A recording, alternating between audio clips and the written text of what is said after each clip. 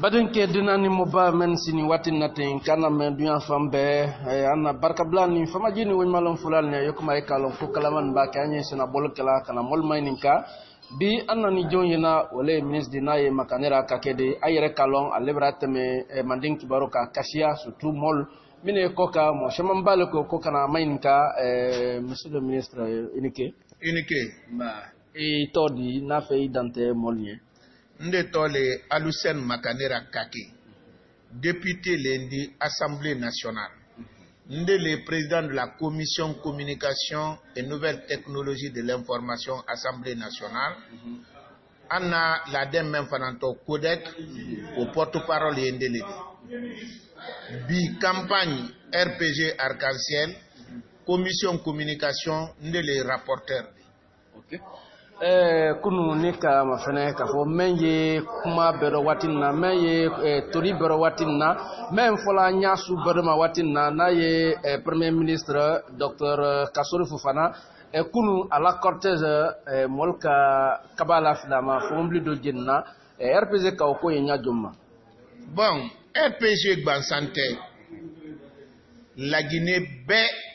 ani adama denu même beye la Guinée ko kalama wo kera woldi ko mendi amake ko nyuma di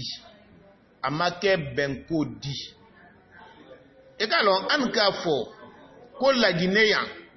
parti doluye yan alte jusuma fe pe la Guinée wanye allié kele le fe yan anka wo fo an yere koko parti ye danger le di la Guinée mais ekalon ni we ale no abame adilonko we ale ni tunyale fana aye mela nyame a valeur ye la wonyale bi anda fo alhamdulillah ikalo ni makenu ni kodo make kodo tilona donc bi be baralo la Guinée parti jumanya bisusuma fait parti jumaye kelefe parti jumanya fait la Guinée wanye parti jumanya fait la Guinée wako donc nde même fois la Guinée denier ala ba foike wole kaji ni kalon menna wulinin ala bolo menna anu malon mais yoro kele yi nde disa fola ko an kalon munna parce que anye wala denga wa voter moli ni men wara sini kila biletenta ko ya vo ko ye voter la UFDG moli idonte na la fola ki malon kwa li kele li fe eta fola ko malon kwa li mol bolo fentiela eta fola ki malon kwa li se mo fala parce que men ta mininte atambinin beliro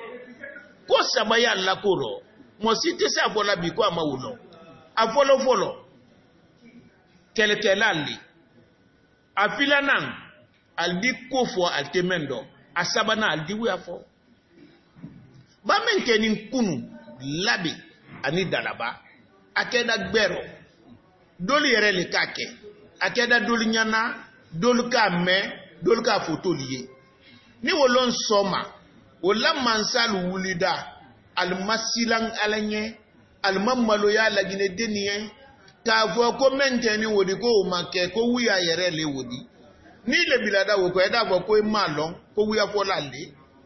ko malon ko kelke lalle ko malon ko alta fe la Guinée wanye parce que ko membe fo labi avo ko sila nyuma tieba wuranti eba barati eba bonyuma tieba ni jusulayi ni kele keda sisen ila bonyuma ye bola wole kono ka wa waro ila sila nyuma ye wole tola ka wa magbe ila bara iye borila wole maka wa waro donc meye kele ko do iba vote we aba masibo menke ita fola kitate wo ben Ousmane Gawal ko l'FDG noté bi ya noté sini kabang ko même fana ye ko Dr Kassory no ala ulama ko sa alul dilla ko dise manola nyamma e kalon nka wole fo sisen nko ko saba woye UFDG mo la ko do fe a folo kelekela le fe masibotol a filanan mole men di we afofe a sabanan aliye men fola alte wokela aliye men kela alte wofola ni wote beka lombi men ye tambila la Guinea ka damina Conakry ya akabo hamdallah bambe to koza hambailo baya beka lo men ye tambila woti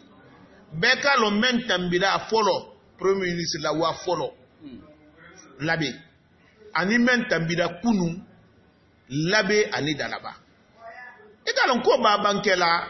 fa ye fo adi long adi fo ale wa ko radio labi ka fo wuyale wo ko nyuma le wodi parce que la Guinée kan be bara don ko wuya fo lalli ko don le ka ke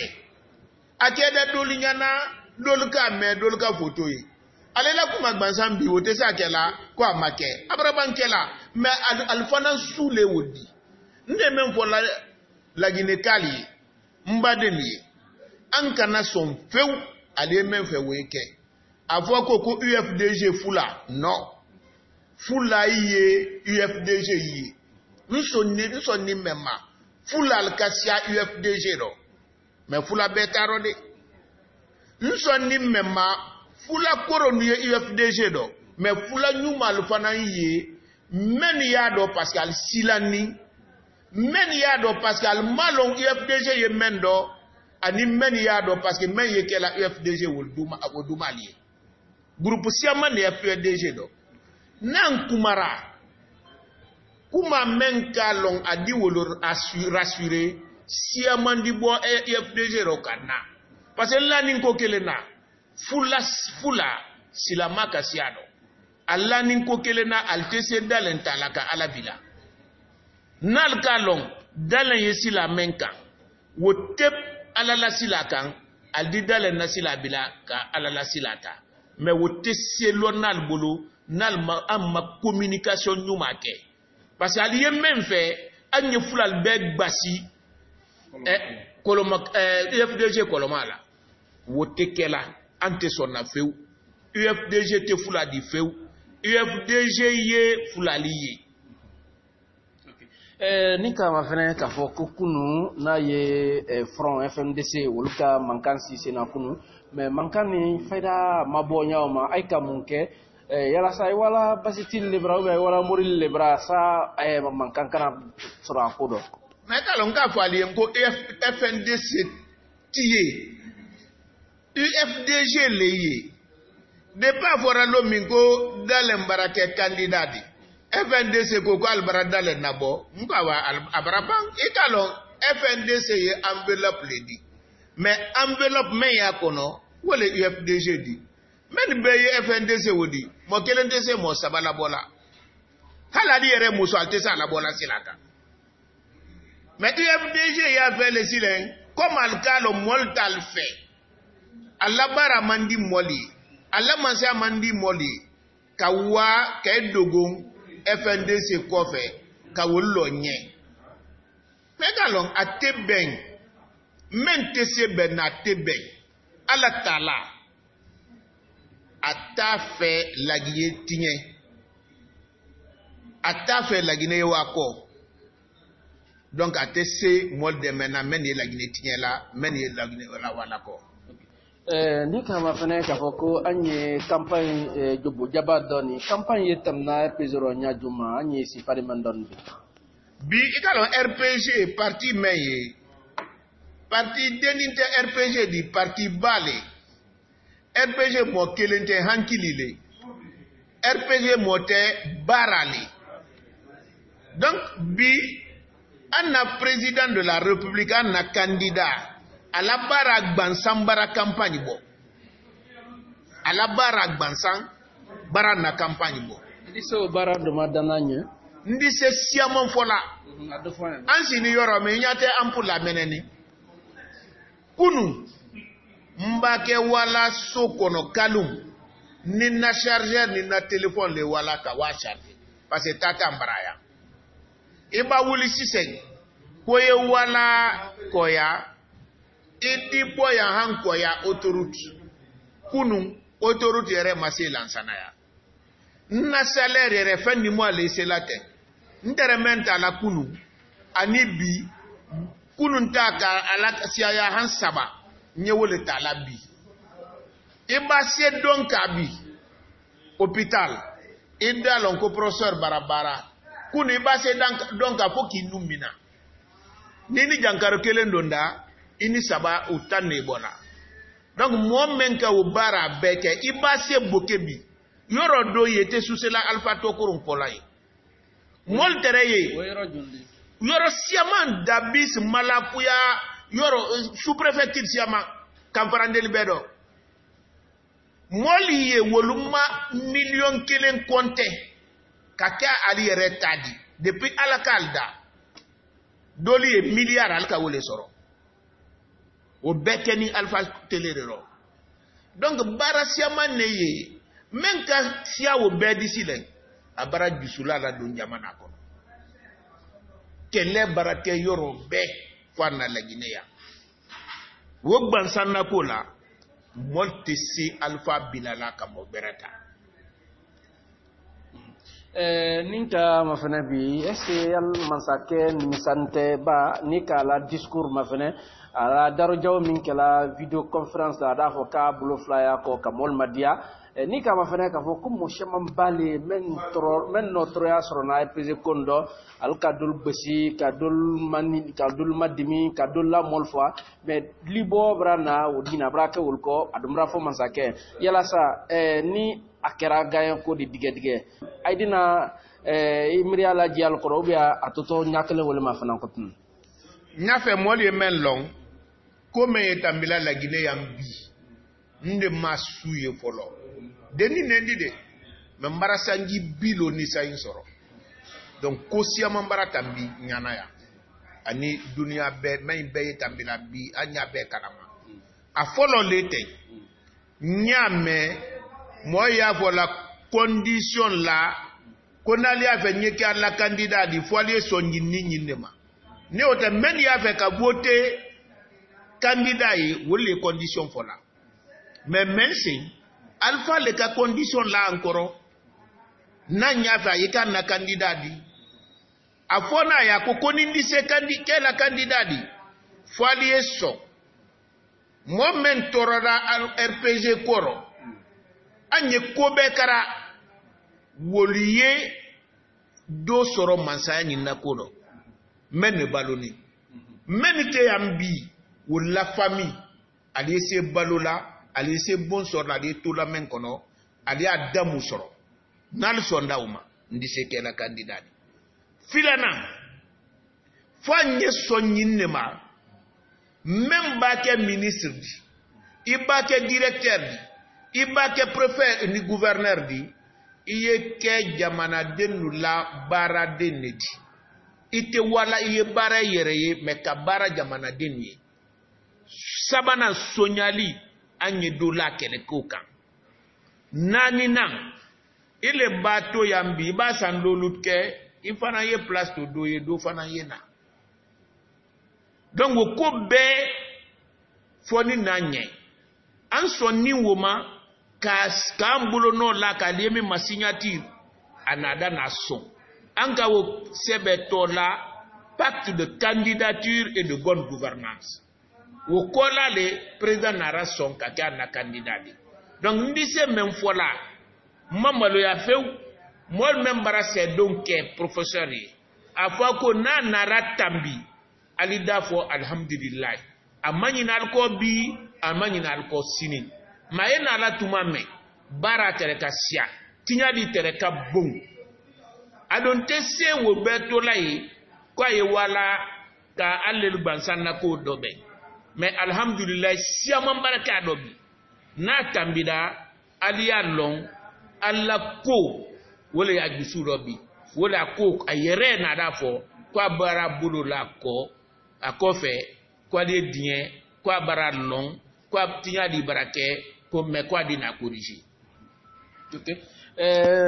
awra fani na sise na ye lagine ni Sénégal o dabra tugu na ye frontière di lagine ni Bissau fana o dabra tu mais dol ko l'UFDG la campagne fenne ye o frontière la RPC ka ko e nyajuma muna datuni parce que molta kalama brebre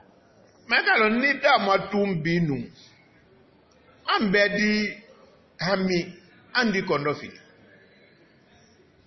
nkumara RTG alla émission mento sensin fale nko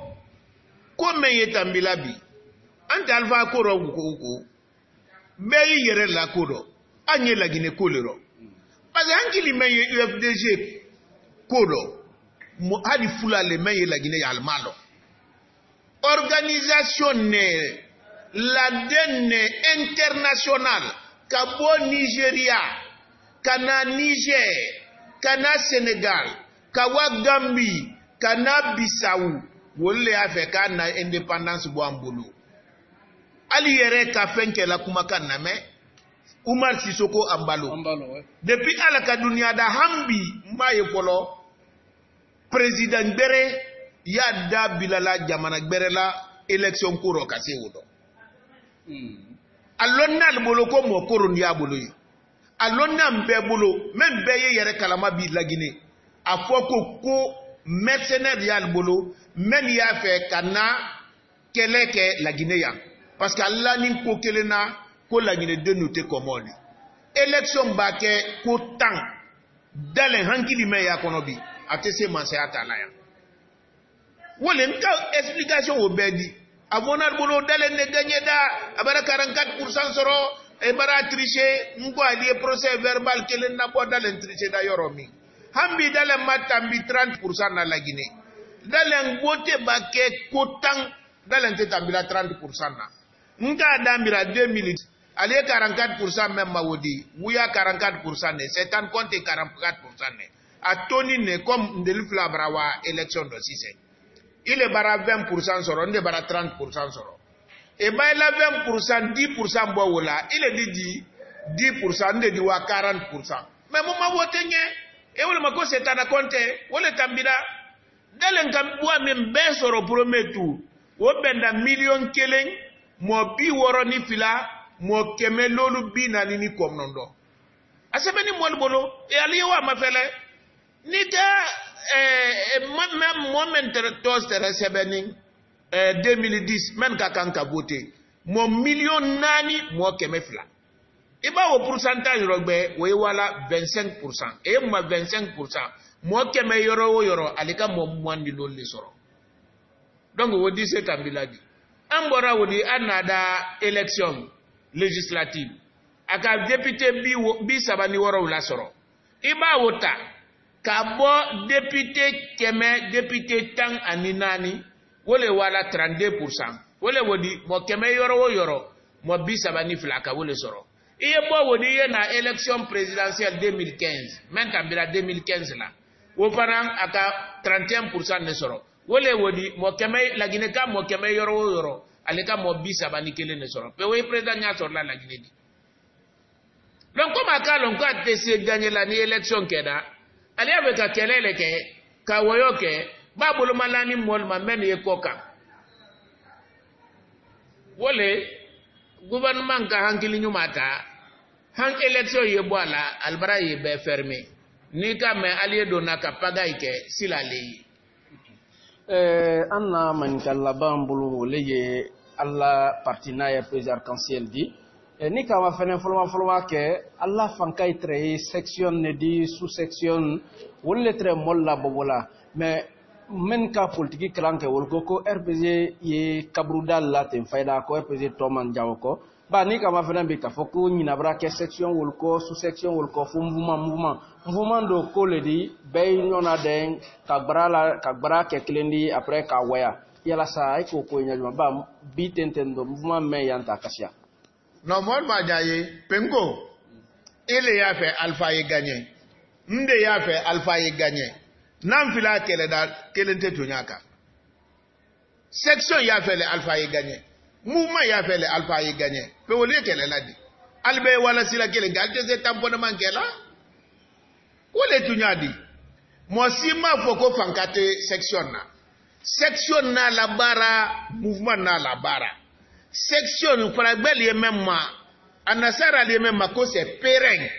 ale ye le kadaw wo le section di mouvement na nini ka ko la wara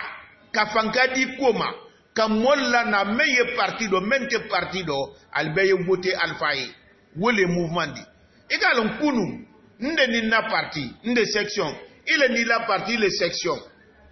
bisi le nya le wotende wo gbelema meni mo gbere nara mente section di akok vakarsa ne bra ma fele candidature ma boni me ke menne disse ikalon ko ndete section de meni ta yenko aliena alele seto ni otele re kalon konte partido ile la kuma dita kasi a partisan na kumadi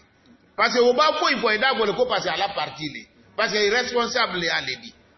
mais mente responsable di mente structure kono mais yere traité parti kono oba ko mo gbere ko na ko ka bote alfaye wo kuma kanditambi kasia mo meye partido parce que nyalo mol fana ye wo stratégie de campagne lo mol ye wo londi mais même be na to albe section de demanda pas section de la candidat boni mouvement de soutien candidat à Bolode. RPG Arc-en-Ciel, le candidat, le Alphadi. Moi-même, Bana, a une section de demena, a une RPG Arc-en-Ciel de demena. Ok. Gafanya Flado, Kumalaban, Joibulo, Watina, Kalaseba, Nela Lamena, Bekoleka, Ikomi Kalonyamba. Non, ni c'est même voilà la Guinée de bi. Abake RPG Diba. Abake Modiba mente RPG Doba. DG mo le dit anye ko bekara ka la Guinée la sans fait anye ko même benyina ka la Guinée la ou be sans fait bi si la fila bansane men ya fait la Guinée wanye men ya fait kambe ni tembe ye do la Guinée dusula ye do la Guinée wolle professeur Alpha Condé la silade ani men ya fait ka keleke kamol bile nyonna kamol bole fentien bebara wo mo lombi UFDG jamale wodi ni le UFDG do sileng me ya fele la Guinée wanye yesi ki hankili la mira no kuma men foninte ani kuma bara men yetambila terrain kan iya mafele ni wiale iye bilako meni tunyale ya long ko sini UFDG ba poike ni le kera modi mendi fanka di FDG maida lonkweta yaro même fanamba RPG demain ni RPG ka hera mena do la Guinée ida lonkweda o hera soroyan hali ba salomina ida idita soro nyefe parce que aligiama sole saratadi ale me barate barabe ayikela yanni yeba bara tumade di do soro tumade yere te fen sorla me bawa aligama o gan edi sarade barka barka badanke dinani mo ba men sinana mena dunya fambe wole tre bi na ye Ibra fam yasro na ye monsieur ministre honorable député le makanera kake konma anna barka blani famaji fulal nye kansan kan la de wadi kansan bo ni me masron koro numéro kelempe 628 32 40 85 628 32 40 85 anna barka blani famaji fulal nye annike ko barka